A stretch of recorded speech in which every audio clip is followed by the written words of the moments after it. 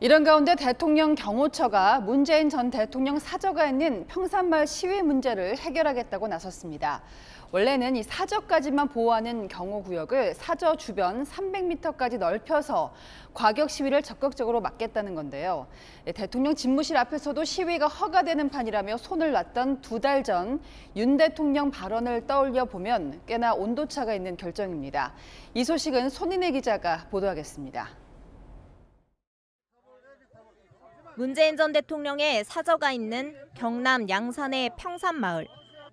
태극기와 성조기를 손에 든 보수 성향 단체 참가자들과 1인 방송 제작자들이 도로를 에워쌌습니다. 집회할 때 소란 집회하면 집회 방해법으로 고소한대. 지난 5월 문 전 대통령이 귀향한 후 조용하던 마을엔 확성기 소음과 욕설이 이어졌고 집회 시위 현장에 모의권총과 커터칼까지 등장했습니다. 결국 대통령 경호처는 경호구역을 확장하기로 했습니다.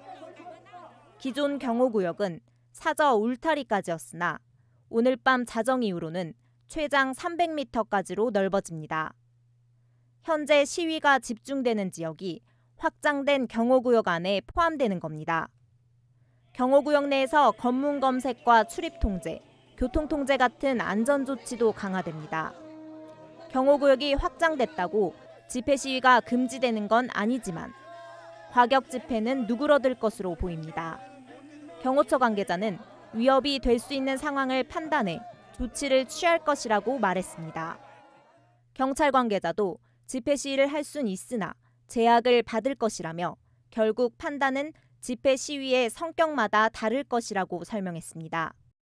앞서 윤석열 대통령의 발언은 사저 인근 집회를 용인하는 태도로 비춰 야권 인사의 반발을 사기도 했습니다.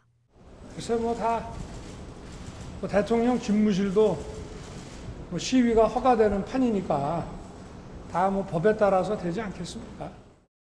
하지만 지난 19일 국회의장단 만찬에서 김진표 의장의 건의를 받고 경호 강화 검토를 지시한 것으로 전해졌습니다. 민주당은 늦었지만 합당한 조치라며 환영의 뜻을 밝혔습니다.